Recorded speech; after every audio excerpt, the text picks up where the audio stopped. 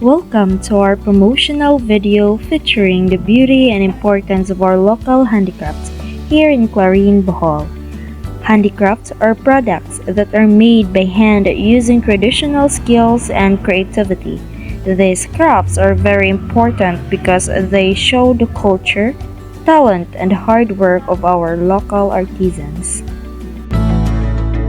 In this video, we will take a closer look at how these wonderful handicrafts are made. We will also meet the hardworking artisans behind these creations and listen to their stories, experiences, and inspirations. Through their interviews, we will learn about the materials they use, the challenges they face, and the passion they have for preserving their crafts. By promoting local handicrafts, we help support our artisans and keep our local heritage alive. Join us as we explore the creativity, tradition, and craftsmanship of our local artisans.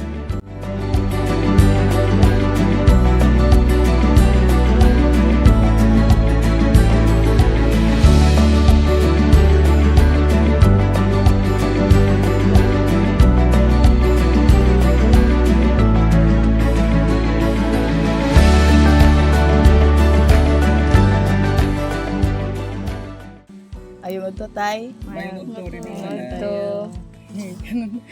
Ako dahil si Lore Joy Loy ko, Tay. Bigan mo sa Baiso Clarine. Ayun, si Katong. Ruby Miranda, tay. Grace, tay. Jinky time. Okay, ikaw, Tay. Ako si Danilo Sayang, nag-iala ng bagta na makita ba? Mga pila nakakatuig, Tay, nagbuhat og bangka. Bago pa, mga 2 years pa. Ah, 2 years na. Nya, unsa ang pinakalisod nga bahin paghimo sa bangka, Tay? Say mga kanang lisod bitaw nga bahin. Nahilisod. Nahilisod. Kini pag-design mo sa pagtrabaho sa bangka, nga ang imong kasko, imong ginang sundon nga, mahimo gina siya nga, agayan, bagay siya. Magdepende sa imong pagpatrabaho. Kung sa design mo, magdepende. Pero nagilisod nga design, nalisod yung option, bro. Magdepende lang sa pamagi.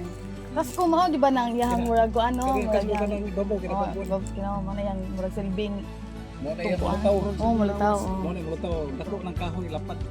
Mo na siya. Kasko. Nya, unsa nga mga materials ang imong gigamit sa paghimo og bangka? Kahoy ra tanan. Kawira oh. O, ya, inani. Pag-finish ka na niya, ang kahoy finish, ang i-finish na pinta na lang epoxy. Ayun. Dagan may klase man sa pagpa-lindot sa kasko. Ang inang kasko na mo ron, i-epoxy ni. Trapuhan og bas. Ah, trapo no bas. Oo. Bago magtrapo og bas, butangan na mo og pukot. Usban na sad na mo og epoxy. Bas na pod. Mo nang baga ni siya kayo. Lahi ni So dili lang jud na siya nga Dili ni plain kahoy lang ra. nga kuan lang. kahoy. Dili. Oh. Baga na siya. Amo aning uso bago. Ah, so bago na ninyo, Bago di ba? Kaya uso sa na una eh. kay kuan. Sa una, plain ra man to kahoy. Plain ra nga kahoy ikuan. Oh, lutaw nga lutaw ra to. Lutaw lang jud to nga Yeah. lutaw ila. Kuya to sa tamasok malata ang imong kasko. Wow. Kini di na magkalata ni. Mura nig barko, mudagan po rag putaw kay na may bus, mura So magsiminto. silbing bugat siya kayo. Dili pod. Dili po siya bugat. Kay bus man nga kanang itrapo ra ang bus ba sa epoxy. Kaya dayon, tabo nagpukot. Lain na pong epoxy. Kaya bus no sad.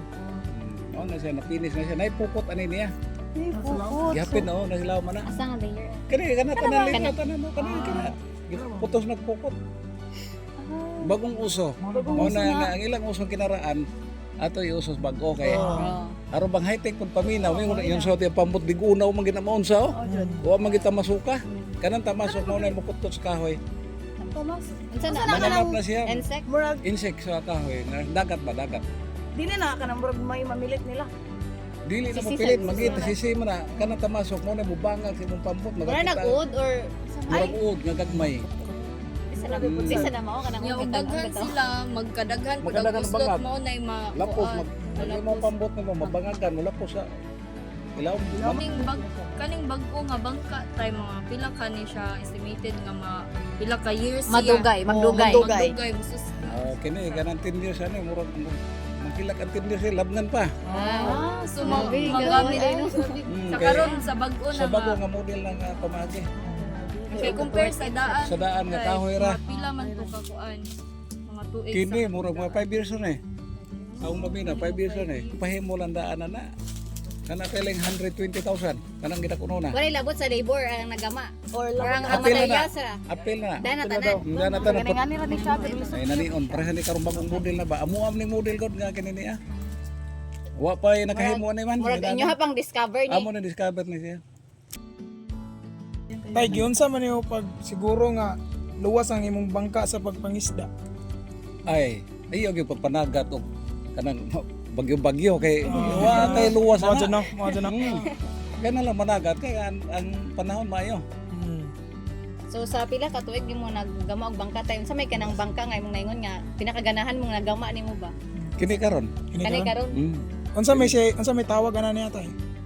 Bangka lang gihapon ang tawag ani. Pero ang Big imong pag butang sa mga pagprosesa ni pagtrabaho, lain ang estilo, Mo ni lain ang bagong modelo. uso sa generation karon. Oh, amo ning discover nga pamaagi nga gahi na dugtaon ba.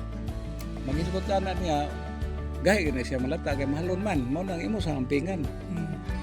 O may butang di maguba og di mo ampingan maguba ang gina.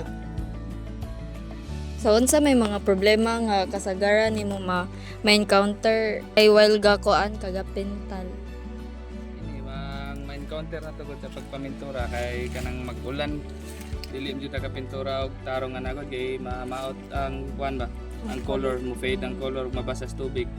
Dapat magpintura ting init sa nya kuan og magpintura sa ma-aware sa mga abog-abog nga area ba. Dapat limpyo ang imong area. Walay daghan abog para dili sad mataptan og kuan pugaw ang imong bagong nga pintura para magpabilin nga limpyo ang imong agi.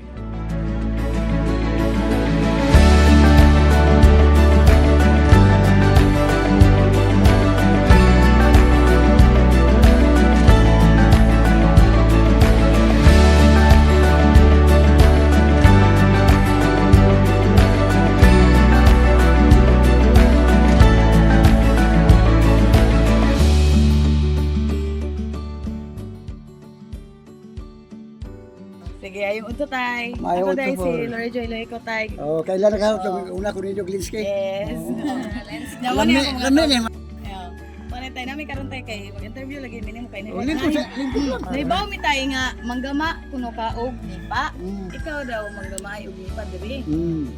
Nya, motanan ta mi tay nga mga pila na ka pagkakatuig nga gama og nipa tay. Sus, maingong baka maguwang pa hong edad sa maguwang pag nipas ng edad.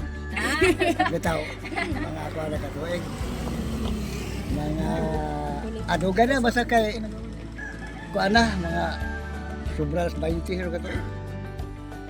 Nakasuway ko gamaan ang subong tay.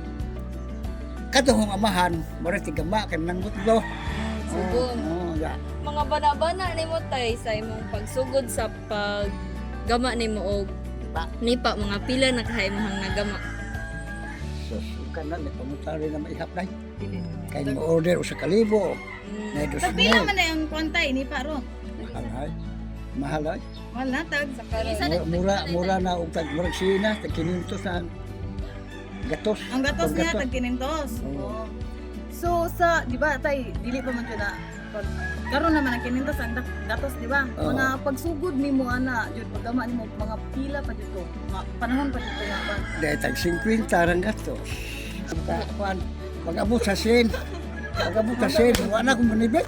Oo, kay dili mo. Wala may halin. Manay halin Sige na, may bitaw. ganun. Sin naman. Mao to na undang ang sibit ako kay wala may Pero halin. lagi po mag-order lagi tayo. Ana panagsara. Kanang gibog kamali. Ito nga bro topic tuwa ang imong paggama at paggama. Sukar tunay kag hinungdom akong linog. Diha nagsugod. Kay 2013, okay na naman mo hinabang bitaw nga. Kay ubay. 10. Si naman ang ikuha surprise gobyerno. Mo na nawag nipa. Mo to isa nga mo to isa nga rason nga nahinay ang yung Oh, mo na to. sipit. Parte kami ato sa una singgit ko sug halin. Napaspas mo ko kuha mo sa gato ang Karang adlaw ba? Pero sakit yung hawak. Dahil hasong pag-ingkong sa Grabe, lubot. pagkasulit ay kay pwede ko na kahapon. Lingkong man. Ya, maura. Ay, salamat kayo tayo. Salamat tayo. Sinod nga Na nga ba? tay. Ha? May mutingog nga nga. Mga Marcelino. Marcelino. Surya. Surya. Pila mo edad? 52.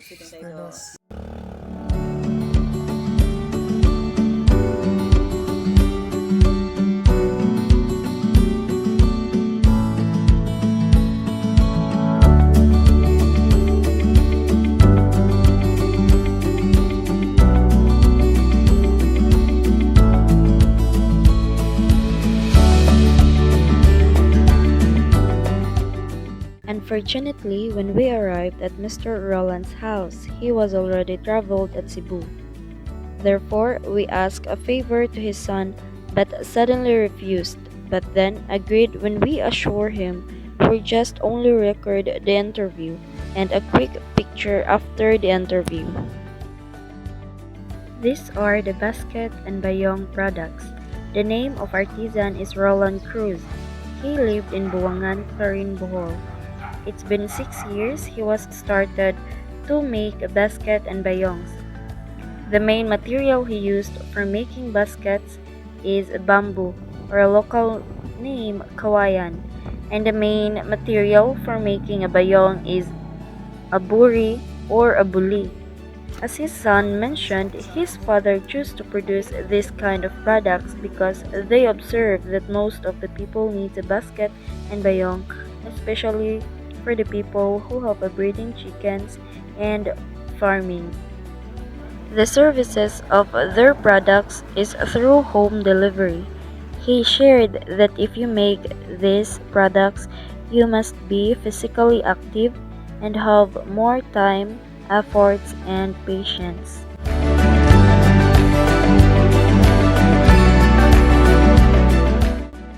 Thank you for watching this promotional video, and I hope you will appreciate the beauty and value of our local handicraft here in Clarin, Bohol.